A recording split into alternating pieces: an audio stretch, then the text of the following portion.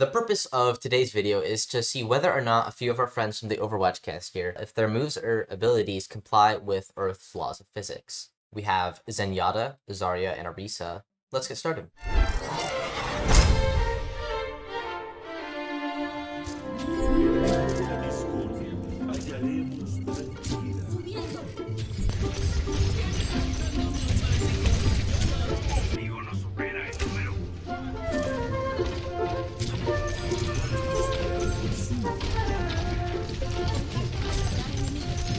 Zenyatta breaks Newton's third law, that every action has an equal opposite reaction.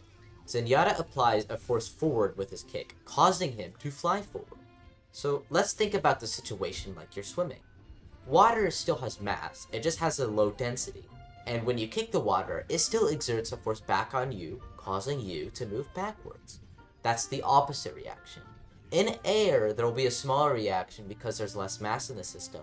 But even so, Zenyatta is able to apply a force forward with his kick and pull himself along with it. Not physically possible. He is my main though, so I'll give him a pass.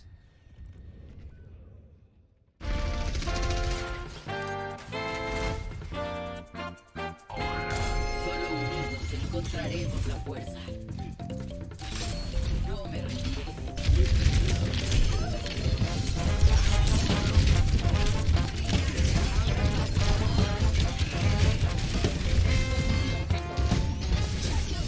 Orisa is another good example for the great debate of whether or not heavier objects fall faster. When Orisa fortifies herself, she becomes golden. Gold is very dense and it increases from mass. And when fortified, Orisa actually falls faster than normal and impacts the ground with an explosion. So, let's prove Overwatch wrong again. The first thing we need is Newton's second law, which is F equals ma. And if you also know, F is equivalent to mass times gravity, F equals mg. So first was derive for acceleration, because we need to figure out how fast Orisa should be accelerating towards the ground. So doing so, to get A by itself, we get A equals F divided by M. And so substituting the F equals ma for F equals mg, you can get A equals mg divided by M. And canceling out both masses, you get A equals G. There is no mass in the equation, because guess what? Mass is irrelevant. You fall at the same speed no matter what. You're just going to have to be worrying about factors such as air resistance or surface area. But in this case, because Orisa has the same shape and the air is the same, she should fall at the same speed.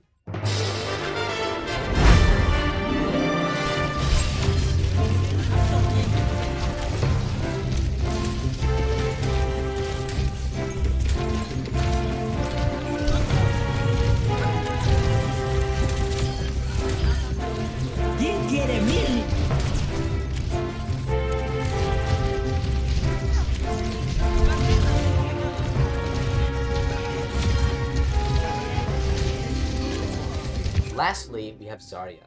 Zarya has a protective bubble that absorbs mass and increases the mass fired from her gun in turn. When blasting her gun at the floor, she is able to blast herself into the air. The more mass fired, the further she goes. Let's use the conservation of momentum to determine whether or not this is accurate to our world of physics.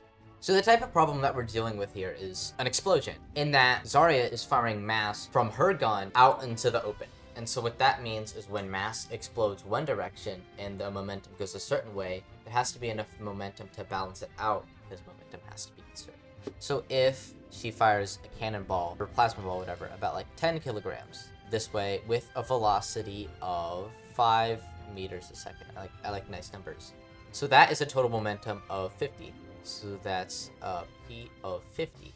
And so if Zarya is to weigh like 100 kilograms, then they have to go back 1/2 meter per second. So let's say we fire a 50 kilogram plasma ball instead. That also goes about 5 meters a second. In order for the conservation of momentum to take place, so our 100 kilogram Zarya here is actually going to have to go back 2.5 meters a second, even faster than before, because the momentum of here equates to 250p, and so 100 times 2.5, 250, she flies further.